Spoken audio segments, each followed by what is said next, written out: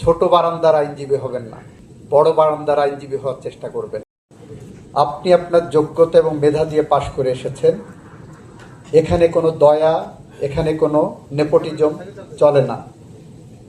আমি যখন বার কাউন্সিলের চেয়ারম্যান ছিলাম, আমার বোর্ডের এবং বার কাউন্সিলের এনরোলমেন্ট কমিটির মেম্বার ছিলাম। যখন এনরোলমেন্ট কমিটির অনেক মেম্বারের ছেলেমেয়েরা ফেল করছে, তাদের পাশ করাতে আমরা পারি।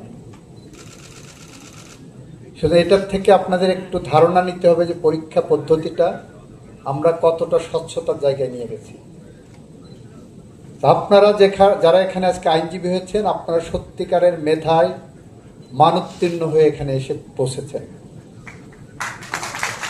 আপনারা মেধাবী, আপনাদেরকে সেই কারণে শ্রদ্ধার জায়গা থেকে দেখি আমি। আপনি যদি পেশার পিছনে ছুটেন, then you are completed as a lawyer. তা আপনি এখন ফিনিশড হতে চান না লয়ার হিসেবে নিজেকে পরিপূর্ণ করতে চান, দ্যাটস ইউর চয়েস। আপনি দুর্নীতির পথ ধরবেন, শর্টকাটে বড়লোক হওয়ার চেষ্টা করবেন, নাকি আপনি আইনজীবী হওয়ার চেষ্টা করবেন, সেটা আপনাকে সিদ্ধান্ত নিতে হবে। আপনাকে আপনার নীতি নৈতিকতা দিয়ে দেখতে হবে। ছোট বারান্দার আইনজীবী হবেন না, বড় বারান্দার আইনজীবী হওয়ার চেষ্টা করবেন। ছোট বারান্দার আইনজীবী মানে জজ সাহেবদের বিল্ডিং আছে দেখবেন, পিছনে একটা বারান্দা থাকে শুধু বিচারকদের চলাফেরার জন্য। ওই বারান্দায় যদি আপনি চলাফেরা শুরু করেন আর জজ সাহেবের রুমে ঢুকে, খাস কামরায় ঢুকে অর্ডার নেওয়ার চেষ্টা করেন, তাহলে আপনি আইনজীবী হতে পারবেন না। সুপ্রিম কোর্টে প্রায় 18,000 আইনজীবী। ভালো ড্রাফটিং করা আইনজীবী কত পার্সেন্ট আছে আমি নিজে বলতে পারবো না, আমার নিজেরই খুব খারাপ লাগবে বলতে। This is the bitter reality. সুতরাং আপনারা যারা আইনজীবী হতে যাচ্ছেন, যে পথে পা বাড়িয়েছেন, এই পথ অনেক স্বপ্নের, কিন্তু এই স্বপ্নের পথেও কাটা বিছানো থাকে।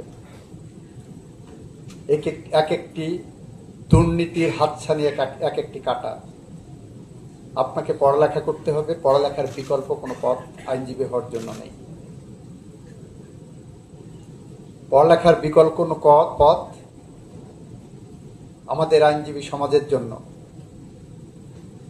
আছে বলে আমার জানা নেই। যত পড়বেন তত শিখবেন, এবং প্রতিদিনই শেখার বিষয়। বাংলাদেশে প্রায় 80,000 আইনজীবী আছে। এই 80,000 আইনজীবীর কিন্তু ট্রেনিংয়ের কোনো ব্যবস্থা নাই,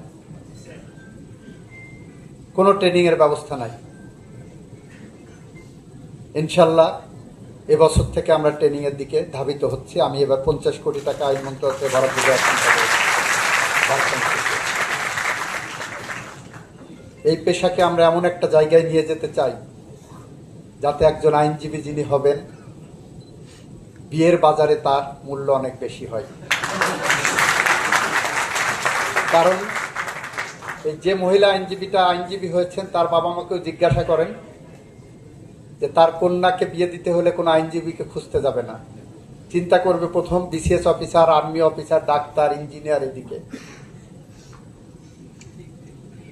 আমরা চাই বিয়ের বাজারে আইনজীবীদের, ছেলেদের বিশেষ করে, মান অনেকটা সামনের কাতারে আসে, যাতে আগামী দিনে প্রত্যেক অভিভাবক চিন্তা করেন আমার মেয়েকে একটা ভালো আইনজীবীর কাছে বিয়ে দিতে।